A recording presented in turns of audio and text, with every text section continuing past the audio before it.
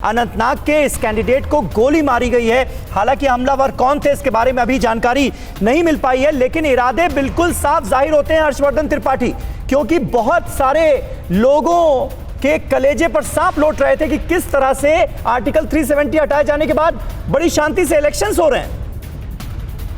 नहीं समीर, शांति से इलेक्शन भर नहीं हो रहे हैं। इन चुनावों में जो अभी तक आज तीसरा चरण है और अभी जो 11 बजे तक का है 33% से ज्यादा मतदान की खबर है जी।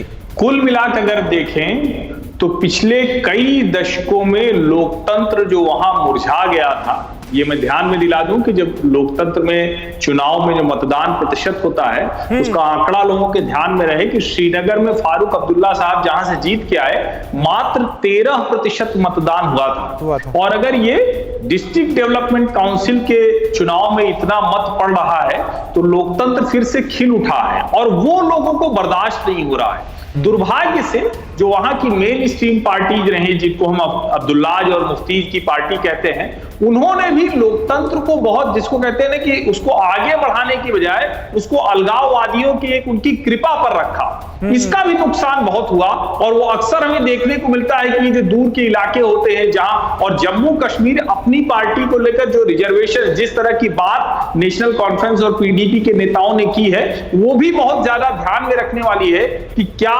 370 जब हटा तो उससे क्या जम्मू कश्मीर के लोगों को कोई नुकसान हुआ? अगर नुकसान नहीं हुआ तो क्यों ये अभी भी ये दोनों पार्टियां, ये जो पूरा गुपकार अलायंस की बात करते हैं, वो क्यों सामान्य राजनीतिक प्रक्रिया की बजाय अलगाववादियों की भाषा बोलने लगते हैं? सुधांशु जी को जाना है। सुधांशु जी, आखिरी सवाल, लास्ट कमेंट आपसे इसीलिए पूछना चाहता हूं क्योंकि अनुच्छेद 370 हटाए जाने के बाद जिस नए कश्मीर का हम सब तस्वुर कर रहे हैं, आपको लगता है कि उसकी राह में अभी बहुत सारे रोड़े हैं? देखिए, मानी हुई बात है कि यदि कोई 70 साल का बनाया हुआ रोग हो और जिसमें 30 साल में तो बहुत ही खराब स्थिति हो गई हो, कैंसर जैसा हो गया हो, तो ऑपरेशन करना पड़ता। वो ऑपरेशन 2019 अगस्त में हुआ और ऑपरेशन के बाद एक रिकवरी टाइम भी होता है।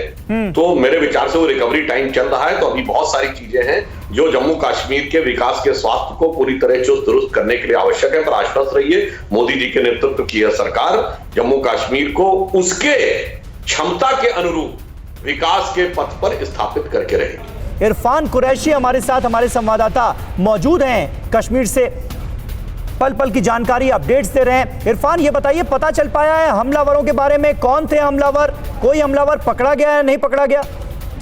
देखिए, फिलहाल समीर, अनीसुल इस्लाम पर जिन्होंने हमला किया है उसके तुरंत बाद ही पूरे इलाके में सुरक्षा बलों ने कॉर्डन ऑफ किया हुआ है, जबकि पहले ही सुरक्षा कड़ी है। हाई अलर्ट पे सुरक्षा बलों को कश्मीर घाटी के चप्पे चप्पे पे रखा गया और खासतौर पर पोलिंग बूथ्स के अंदर और बाहर।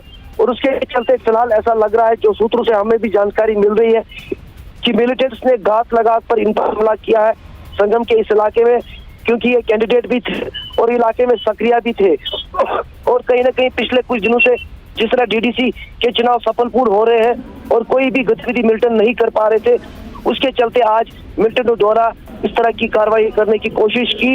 लेकिन फिलहाल पूरे इलाके में कॉर्डन रखा गया है और कोशिश है कि हमलावरों को जल्द से जल्द किसी इस इलाके में दबोचा जाए और या कि मुठभेड़ में उनके बाद उन्हें एलिमिनेट भी किया जा सकता है।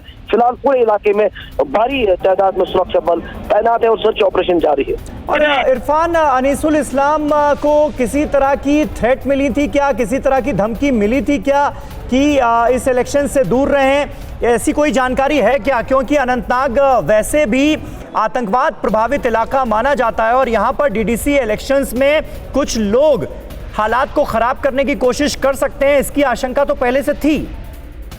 देखिए समीर, हालांकि जिस तरह पहले पंचायत के चुनाव हुए या बीडीसी के चुनाव हुए, तब हमने देखा था कि अलग अलग मिलिटेंट संगठनों की तरफ से धमकी भरे पोस्टर्स या कैंडिडेट्स को धमकियां दी जा रही थी। लेकिन इस बार एक अलग तरह की जो है कश्मीर में तस्वीर उभर कर सामने आ रही थी। वो ये है कि डीडीसी चुनाव में फिलहाल मिलिटेंट्स की तरफ से कोई भी धमकी भरे पोस्टर्स या कोई भी इस तरह की बातें नहीं सामने आई। लेकिन कहीं ना कहीं अब लग रहा है कि डीडीसी चुनाव पर मिलिटेंट्स ने एक बार फिर से अपनी जो है हमलों हमलों की कोशिशें करना शुरू किया है। हालांकि इससे पहले जम्मू कश्मीर पुलिस के डीजीपी ने स्पष्ट किया कि तमाम तैयारियां सुरक्षा के हवाले से की गई है और इन तमाम कैंडिडेट्स को जो है सिक्योरिटी भी फराहम की गई है ताकि मिलिटेंट्स इन पर जो है हमला नहीं कर पाए और चुनाव को सफलपूर्ण किया जाए। और अभी तक चुनाव पहले चरण, दूसरे चरण और तीसरे चरण के सफलपूर्ण है, लेकिन ऐसा लग रहा है फिलहाल अनीस पर मिलिटेंट्स ने घात लगाया था और उसके बाद फिलहाल हमला किया है।